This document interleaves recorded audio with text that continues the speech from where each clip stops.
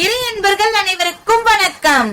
இந்திய பெருங்கடல், அரபிக்கடல், வங்காள விரிகுடா என முக்கடல்களும் சங்கமிக்கும் இடத்தில் இந்தியாவின் தென்முனையில் அமைந்துள்ள சக்தி பீடங்களில் ஒன்றான என்றென்றும் கன்னியாகவே கன்னியாகுமரியில் வீற்றிருக்கும் பகவதி அம்மனின் வரலாற்றை தான் இந்த வீடியோல நம்ம தெரிஞ்சுக்க போறோம்.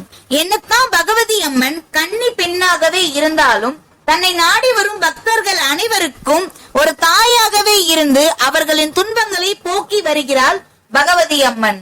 பகவதி அம்மனின் தோற்றம் கன்னி பெண் ஒருத்தியை தவிர வேறு யாராலும் தனக்கு மரணம் நிகழக்கூடாது என்ற வரத்தை பிரம்ம தேவனிடம் இருந்து பெற்றான் பானாசுரன் என்ற கொடிய அசுரன். ஒரு கன்னி பெண் தன்னை என்ன செய்துவிட முடியும் என்ற எண்ணத்தினால் அவன் பெற்ற அந்த வரத்தை வைத்து தேவர்களையும் முனிவர்களையும் படாத பாடுபடுத்தி கொடுமைகள் பல செய்து வந்தான் பானாசுரன். இவனது கொடுமைகளை தாங்க முடியாமல் தங்களின் துன்பங்களை துடைத்து அருளும்படி மகாவிஷ்ணுவிடம் சென்று முறையிட்டனர். அவரோ பானாசுரன் ஒரு கன்னி பெண்ணால் தான் தனக்கு மரணம் நிகழ வேண்டும் என்று வரம் பெற்றுள்ளான்.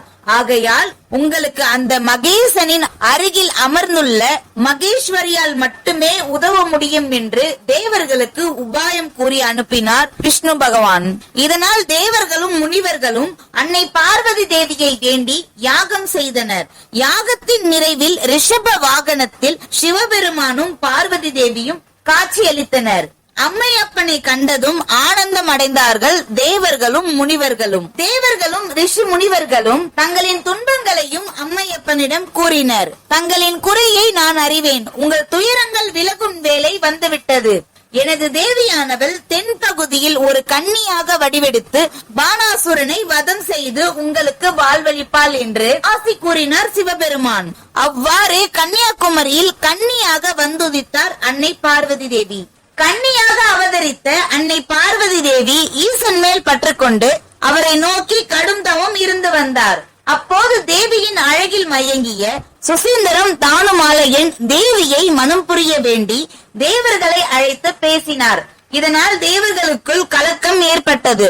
ஈசன் தேவியை மனம் புரிந்து விட்டால் அவர் எப்படி கன்னி பெண்ணாக இருப்பார்? அவரால் எப்படி பானாசுரனையும் அழிக்க முடியும் என்று தேவர்களுக்குள்ளும் ரிஷிகளுக்குள்ளும் பெரும் குழப்பம் ஏற்பட்டது. அவர்களின் கலக்கத்தை நாரதர் போக்கினார். எல்லாம் நல்லபடியாகவே நடைபெறும். பானாசுரனின் அழிவு என்ற உங்களின் நோக்கமும் நிறைவேறும். அதற்கான முதல் படிதான் இது என்று தேவர்களுக்கு நாரதர் ஆறுதல் கூறினார். எனவேதான் சிவபெருமான் தேவியை மனம் முடிக்க பேசி தேவியின் கவனத்தை திருப்பி ஏதாவது காரணத்தினால் திருமணம் நிறுத்தப்பட்டால் தேவியின் கோபம் உச்சத்தை எட்டும். அப்போது அங்கு வரும் பானாசுரன் நிச்சயமாக அழிந்து போவான். திருமண திருவிளையாடலை கையில் எடுத்திருக்கிறார். அந்த திருவிளையாடலின் விதிப்படி திருமண பேச்சின் போது சிவபெருமானிடம் தேவர்கள் சார்பில் நாரதர் ஒரு கோரிக்கையை வைத்தார். சூரிய உதயத்திற்கு ஒரு நாழிகை முன்னதாகவே மாப்பிள்ளை திருமணம் நடைபெறும் இடத்திற்கு வந்துவிட வேண்டும் என்பது அந்த கோரிக்கையாகும். தேவியிடமும் இந்த கோரிக்கை கூறப்பட்டது. சூரிய உதயத்திற்கு ஒரு நாளிகை முன்பு மாப்பிள்ளை வரவில்லை என்றால் திருமணம் நிறுத்தப்படும் என்றும் தெரிவிக்கப்பட்டது. பார்வதி தேவிக்கும் சிவபெருமானுக்கும் திருமணம் செய்ய குறித்த நாளும் வந்தது. சுசீந்திரத்தில் இருந்து அனைத்து சீதனங்களுடனும் குமரி நோக்கி புறப்பட்டார். அப்போது குறித்த நேரத்திற்கு முன்பாகவே நாரதர் சேவலாக மாறி உரக்க கூவினார். சேவல் கூவி விட்டதால் சூரிய உதயத்திற்கு முன்பாக எப்படியும் குமரியை அடைய வழி இல்லை என்று ஈசனுக்கு தோன்றியது. எனவே அவர் மீண்டும் சுசீந்திரம் திரும்பி சென்று விட்டார். இது தெரிந்ததும் ஈசனுக்காக காத்திருந்த தேவியின் காதல் கலந்த கண்கள் கோபத்தில் சுட்டெரிக்கும் சூரியனை போல் கதகதக்க தொடங்கியது.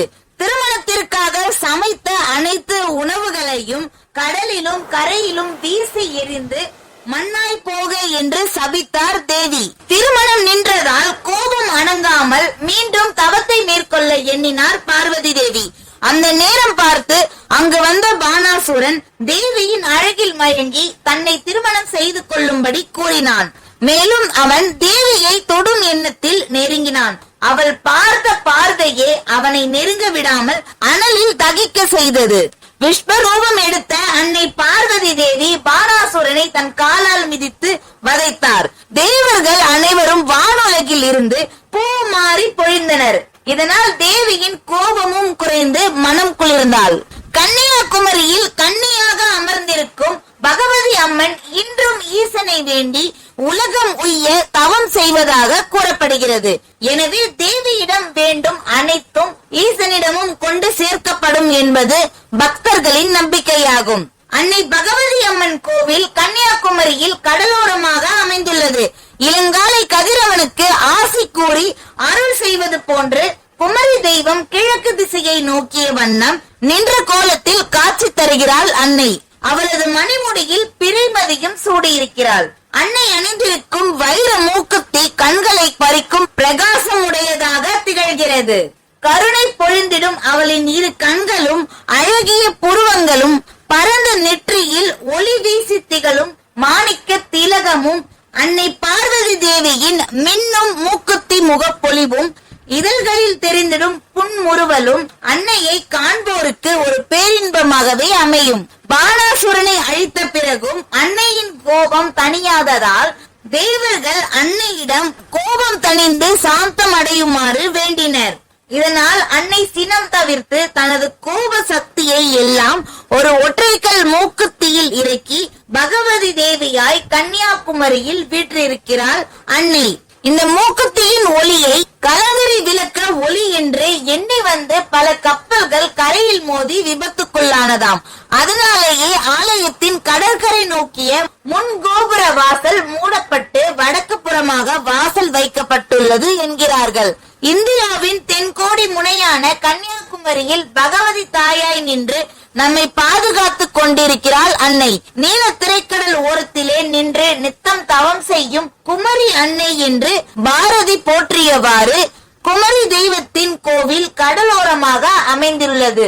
தன்னை நாடி வரும் பக்தர்களுக்கு அருள் செய்கிறாள் அன்னை பகவதி.